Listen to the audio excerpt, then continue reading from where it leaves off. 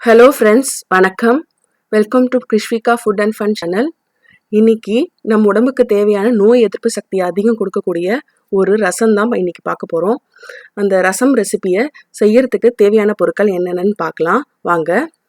First lemon 2 எடுத்திருக்கேன், இஞ்சி, பூண்டு, தக்காளி, துவரம்பருப்பு தண்ணி வேக வச்சு எடுத்திருக்கேன், சீரகம், காஞ்ச மிளகா, மிளகு, அதுக்கப்புறம் எண்ணெய் தாளிக்கிறதுக்கு, கடுகு, உளுத்தம்பருப்பு, அதுக்கப்புறம் பெருங்காயம், அதுக்கப்புறம் மஞ்சத்தூள், தனியாத்தூள், பச்சை மிளகா, இதெல்லாம் நம்ம தாளிக்கும் போது யூஸ் பண்ணிக்கலாம். ஃபர்ஸ்ட் அதுக்கப்புறம் உப்பு தேவையான அளவு, கறிவேப்பிலை, கொஞ்சம் கொத்தமல்லி.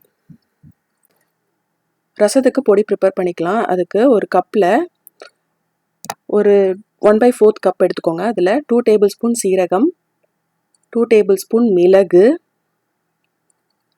இது ரெண்டும் சேர்த்தா 1/4 கப் வரும். ஸோ 4லேருந்து 5 காஞ்ச மிளகா. பேனில் மீடியம் ஹீட்டில் இதை நல்லா வறுத்துக்குவோம், ட்ரை ரோஸ்ட் பண்ணிப்போம். ஆயிலெலாம் எதுவும் தேவையே இல்லை. ஸோ மிளகு, காஞ்ச மிளகா, சீரகம் இது மூணுத்தையும் நல்லா வறுத்துக்கோங்க. இந்த ரசத்தை நம்ம அடிக்கடி எடுத்துக்கிட்டோம்னா ரொம்ப நல்லது. ஸோ இதை வறுத்ததை நான் ஒரு இடத்துல நல்லா ரசப்பொடிக்கு அரைக்கிற மாதிரி அரைச்சிக்கலாம். இப்போ ரசத்தை நம்ம தாளிச்சிக்கலாம். அதுக்கு ஒரு பெரிய பேனில் 2 டேபிள் ஸ்பூன் எண்ணெய் ஆட் பண்ணியிருக்கேன். அதில் கடுகு, உளுத்தம்பருப்பு, சீரகம், காஞ்ச மிளகா வேணுனாலும் போட்டுக்கலாம். பச்சை மிளகா போட்டிங்கன்னா நல்லா டேஸ்ட்டு நல்லாயிருக்கும் தாளிக்கிறதுக்கு. அப்புறம் இப்போ பருப்பு நம்ம எடுத்து வச்சோம்ல, துவரம் பருப்பு தண்ணியும் கொஞ்சம் மேஷ் பண்ணி வச்ச பருப்பும் சேர்த்து அந்த தண்ணியை நான் கலந்து ஊற்றிருக்கேன். தக்காளி ஒரு தக்காளியை நல்லா அரைச்சி, தண்ணி விட்டு அரைச்சி இந்த மாதிரி சேர்த்துக்கோங்க. தண்ணி நம்மளுக்கு தேவையான அளவு, ரசத்துக்கு கொஞ்சம் தண்ணியாக இருக்கணும் இல்லையா, அதுக்கு தேவையான தண்ணி நான் ஒரு டம்ளர் ஆட் பண்ணியிருக்கேன். ஆட் பண்ணிட்டு நல்லா மிக்ஸ் பண்ணி விட்டுருங்க. இப்போது 1 ஸ்பூன் மஞ்சள் பொடி, 1 ஸ்பூன் தனியா பொடி, இதையும் சேர்த்து நல்லா மிக்ஸ் பண்ணி விட்டுருங்க. தேவையான அளவு உப்பு சேர்த்துக்கோங்க.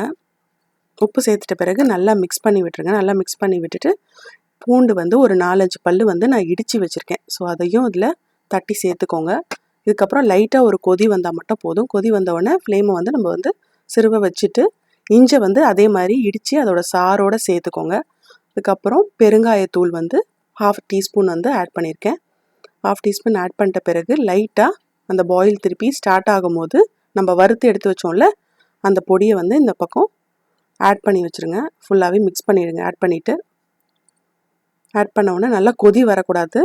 லைட்டாக ஒரு பபுள்ஸ் வந்தால் போதும். ரசத்துக்கு நம்ம ஒரு பபுள்ஸ் வரும் இல்லையா, அந்த நார்மலான பபுள்ஸ் வந்தால் மட்டும் பாருங்கள், இந்த மாதிரி வந்தால் மட்டும் போதும். கொத்தமல்லியும் அதில் போட்டுருங்க. அதுக்கப்புறம் இதை ஆஃப் பண்ணிவிட்டு, அதுக்கப்புறம் நம்ம 2 லெமன் எடுத்து வச்சோம் இல்லையா, அதை பிழிஞ்சு இதில் சேர்த்துக்கோங்க. ஸோ அடுப்பில் கொதிக்கும் போதே நம்ம சேர்க்கக்கூடாது. ஆஃப் பண்ணிவிட்டு ஒரு 5 மினிட்ஸ் கழிச்சு தான் இதை சேர்க்கணும். ஸோ லெமன் சேர்த்த பிறகு நம்ம கறிவேப்பிலை ஆட் பண்ணி சர்வ் பண்ணிடலாம். ஸோ இது மாதிரி ரசம் நீங்களும் உங்கள் வீட்டில் ட்ரை பண்ணி பாருங்கள். பெரியவங்க இருந்து குழந்தைங்கள் வரைக்கும் எல்லாருக்குமே ரொம்ப பிடிக்கும். மெயினாக சின்ன குழந்தைங்களுக்கும் இது நம்ம கொடுக்கலாம். அவங்களுக்கு இதில் விட்டமின் சி அதிகமாக இருக்கிறதுனால ரொம்ப ரொம்ப ரொம்ப நல்லது. ஸோ பெரியவங்களும் எடுத்துக்கலாம், சிறியவர்களும் எடுத்துக்கலாம். எல்லாருக்கும் ரொம்ப நல்லது இந்த டைமில், கொரோனா டைமில். ஸோ எல்லாருக்கும் எதிர்ப்பு சக்தி அதிகமாக தேவைப்படுது. ஸோ இந்த ரசம் ரொம்ப நல்லாயிருக்கும். நீங்களும் உங்கள் வீட்டில் ட்ரை பண்ணி பாருங்கள். ட்ரை பண்ணி பார்த்து உங்கள் ஃப்ரெண்ட்ஸுக்கெல்லாம் ஷேர் பண்ணுங்கள். சுவையான உணவும் ஆரோக்கியமான வாழ்வும் அனைவருக்கும் கிடைக்கட்டும். இந்த ரெசிபி உங்களுக்கு பிடிச்சிருந்தா உங்கள் ஃப்ரெண்ட்ஸ்க்கெல்லாம் ஷேர் பண்ணுங்கள். மறக்காமல் என்னோட சேனலுக்கு சப்ஸ்கிரைப் பண்ணுங்கள், லைக் பண்ணுங்கள். தேங்க்யூ.